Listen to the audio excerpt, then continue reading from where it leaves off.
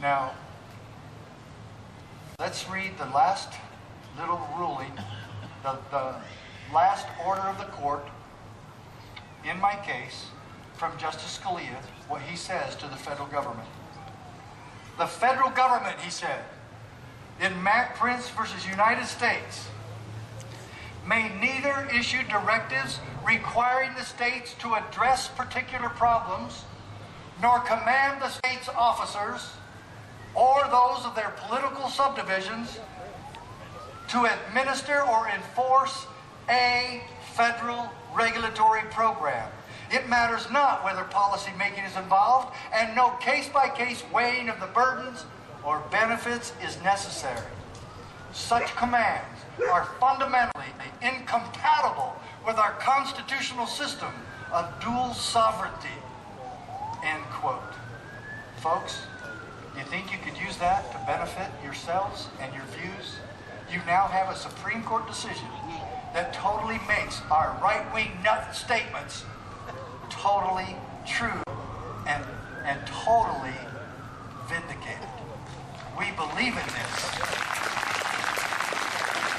Now, one other thing, one key point, that case where he says case-by-case weighing of the burdens or benefits, you know where that came from? It came from my case. And the lawyer for the federal government at the federal district court, the only place I testified, none of the sheriffs testified after the first level.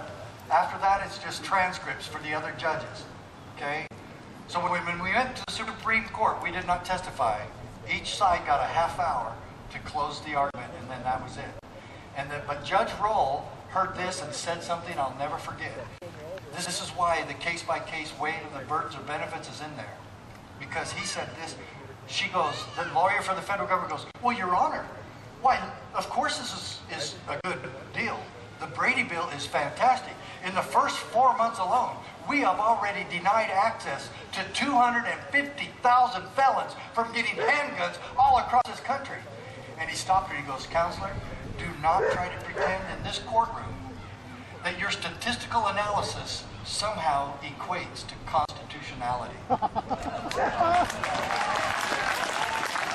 when you read that, remember that statement that Judge Roll stated in there. And my favorite quote from this whole decision, it's in here. It's in here twice. It's on the very back of the book, right here. You see it? Very good. It says this, but the Constitution protects us from our own best intentions. Don't you wish every politician knew and understood that principle? Look at all the government that would have to disappear immediately if we followed that principle. But the Constitution protects us from our own best intentions. It divides power among sovereigns and among branches of government precisely so that we may resist the temptation to concentrate power in one location as an expedient solution to the crisis of the day. End quote. A crisis of the day. What's the mantra of this current administration? Crisis. Never let a good crisis go to waste. The ones especially that they create so they can get the masses to go along with whatever they want. Now, if you'll recall, and I'm going to come out here a little bit closer to you. Remember that police training I went to with Dr. Skousen? Remember when I was converted to the Constitution? It's something I'll never forget.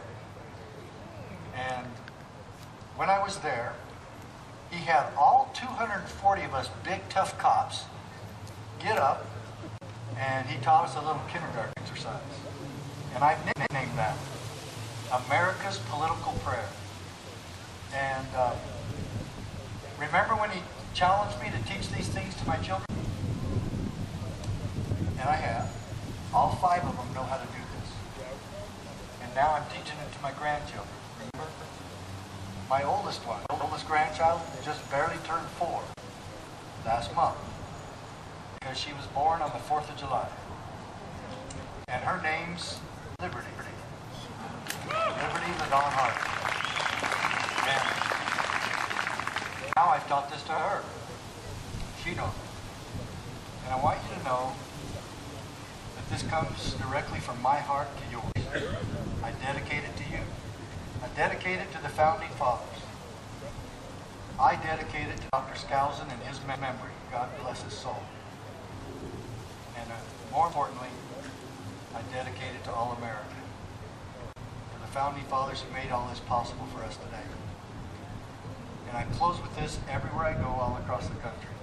Saying the same thing I'm saying to you now. This is America's political prayer. And remember, I learned this at police training. It goes like this.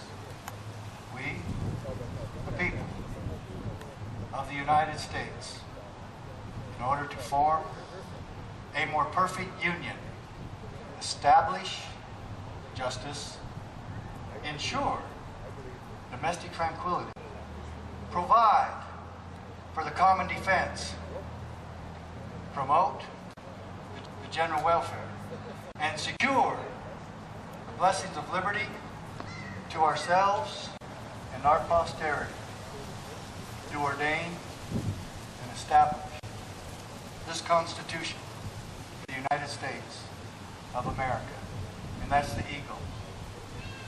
Long may she be free. Thank you.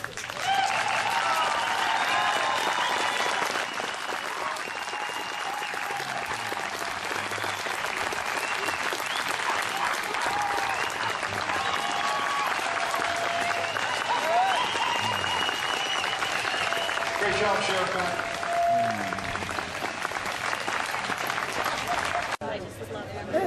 Thank you.